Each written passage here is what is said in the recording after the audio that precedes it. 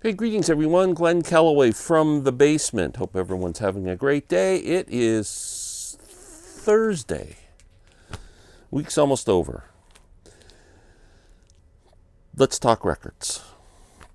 I pulled half a dozen records, just stuff I don't know if I've ever pulled before, stuff I haven't talked about in a long time, stuff I need to revisit myself.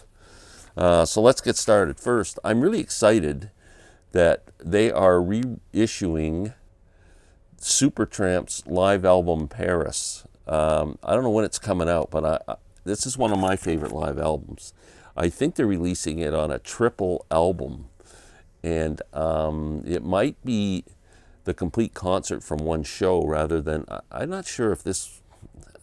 Maybe someone can fill me out in the history of this, whether this is compiled from different dates or something. But anyway, do some investigating. I'm just letting you know, if you're a fan of Supertramp and you like this album, that there is a reissue coming out, triple LP. I'm sure a CD version as well. Like I said, this is my go-to Supertramp album. It's got every song on it you'd ever want. It starts off with School, Ain't Nobody But Me, The Logical Song, Bloody Well Right. Side 2, Breakfast in America, You Started Laughing, Hide in Your Shell, From Now On, which is my favorite Supertramp song. Third side is Dreamer, Rudy, A Soapbox Opera, and Asylum. And side 4, Take the Long Way Home, Fool's Overture, which might be my second favorite Supertramp song. Two of Us, and Crime of the Century. I mean, this was a great band. I've always been so disappointed in Rick Davies and the other dude can't remember his name now, for not being able to get along and get this band back together. Excellent, excellent band. Next, I had this epiphany last year and started to get into, finally figured out Genesis, the Peter Gabriel Genesis era, and I'm a big fan. Yesterday, I was playing this album, Fox Trot.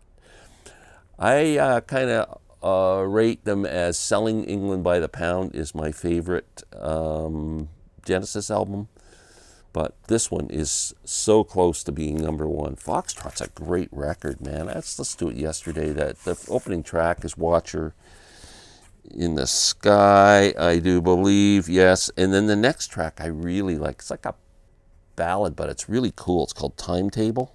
Absolutely love that song.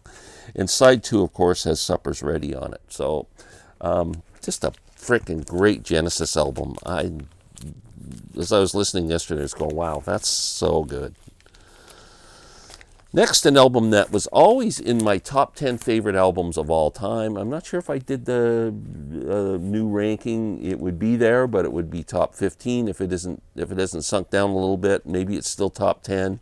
I think a genius album from Steven Wilson is Hand Cannot Erase. What a brilliant album. It's a concept album, story of a woman who kind of withdrew from the world, and they found her after 3 years dead in her apartment or something. It's some strange, sad story, and Steven Wilson brings it to life with these beautiful songs. It has it's proggy, it's heavy, it's melodic. It's just a beautiful frickin' record. It's a genius album, Steven Wilson's Hand Cannot Erase. If you've never heard this album and you need to sit down quietly when you have an hour to spare and listen to it from start to finish, this is not an album where you can do the dishes or just skip tracks and go to Spotify and listen to each song for 10 seconds. You can't do it with this album. It has to be played from start to finish. Absolutely incredible record from Steven Wilson. I just talked myself into putting it in the top 10 again. The Doors. So I picked up the Doors record store day release, The Doors live in Detroit. Really digging that live album. It's fantastic, and I'm kind of on a bit of a Doors kick now. So I need some Doors on vinyl. The only Doors album I have on vinyl, I've got all their albums on CD, is L.A. Woman, which is, some people consider this their favorite Doors album, and it's up there. I mean, it's the rockiest, blues rock kind of an album from the Doors. It's a great record.